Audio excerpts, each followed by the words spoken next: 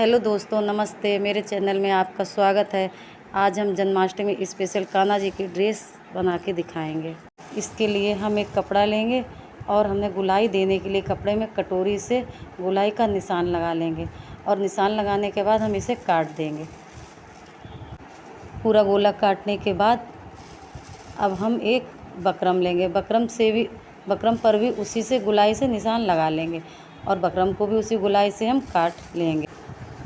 अब बकरम और कपड़ा दोनों हमने बराबर से काट लिए। फिर हम बीच सेंटर में एक छोटी सी बोतल की ढक्कन लेंगे, उससे गुलाई का निशान लगा के कमर का नाप लगा के काटेंगे। कपड़े की गुलाई काटने के बाद हम इसी तरीके से हम बकरम को भी कपड़े के नाप से काट लेंगे और बकरम काटने के बाद हम इन दोनों को अटैच कर देंगे। फिर हमने एक लंबी पट्टी ली है, लंबी पट्टी को काट लेंगे, इससे फ्रिल बनाएंगे। और हमने ये पट्टी 2 इंच की ली है और लंबाई 26 इंच की है। इस तरीके से हम ऐसे 3 पट्टियाँ बराबर की काट लेंगे। तीनों पट्टियाँ काटने के बाद फिर हम मशीन से फिर हम बकरम को और कपड़े को सिल देंगे, जिससे कि ये हिले ना। इसी तरीके से हम अंदर वाले गोले पर भी निशान लगा लेंगे। अब हमने जो पट्टी ली है 2 इंच की और इसकी लंबाई 26 इंच की है, इसके हम किनारी को भी सिल लेंगे, जिससे रेशा वगैरह ना निकले किनारी से। पूरी किनारी हम तैयार कर लेंगे। तीनों पट्टियों की किनारियाँ बना लेंगे हम। तीनों पट्टियों को हम एक साइड से सिल लेंगे। एक साइड तो हमारा सिलाई में ही दब जाएगा, इसलिए हम इसे एक साइड से ही सिलेंगे। सभी पट्टियाँ सिलने के बाद हमने वाइट कलर की एक लेस ली है, इसे हम किनारी पे लगा देंगे जिस साइड में हमने सिलाई की थी।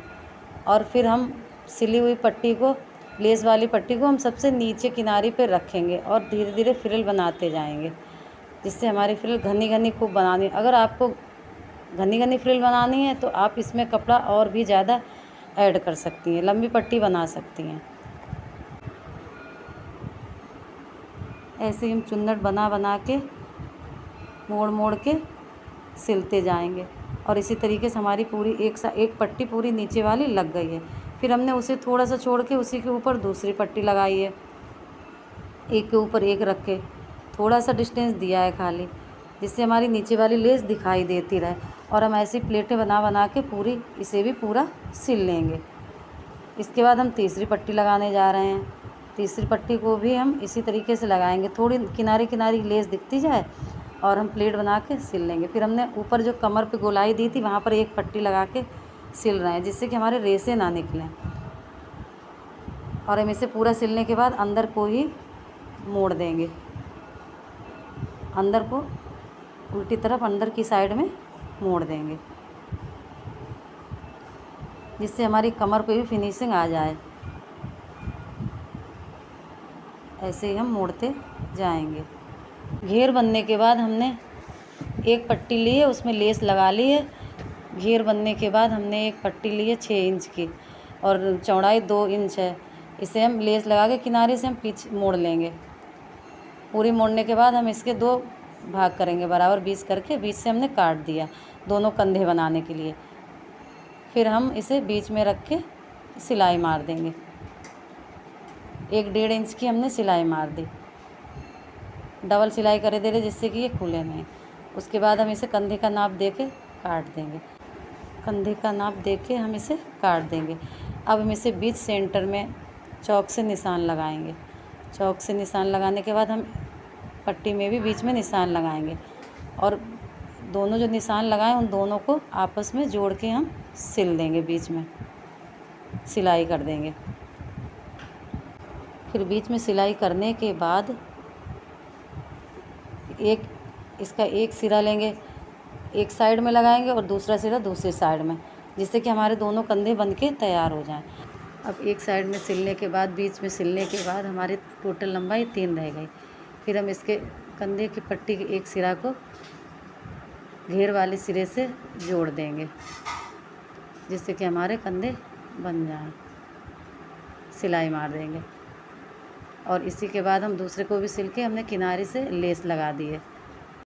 अब पगड़ी बनाने के लिए हमने 6 इंच लंबी ली है पट्टी और 1.5 इंच चौड़ी है। इसे हम बीच से सिल लेंगे। सिलने के बाद हमने पेचकस की सहायता से इसे सीधा कर लिया है। सीधा करने के बाद हमने कान्हा जी के सर की गोलाई नाप ली थी, उसके हिसाब से मोड़ के फिर हम इसमें लेस लगा ले रहे हैं।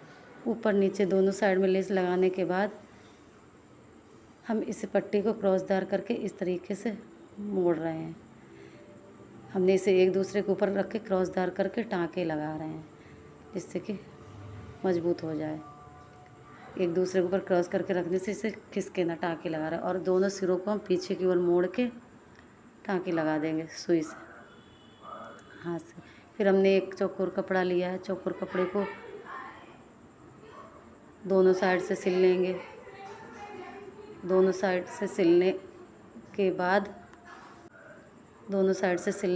हम इसे डबल सिलाई कर रहे हैं। दोनों साइड से सिलने के बाद सीधा करके हम इसमें लेस लगा रहे हैं किनारे पर, और फिर हमने दूसरी डबल लेस लगा दी है, जिससे सुंदर लगे दिखने में।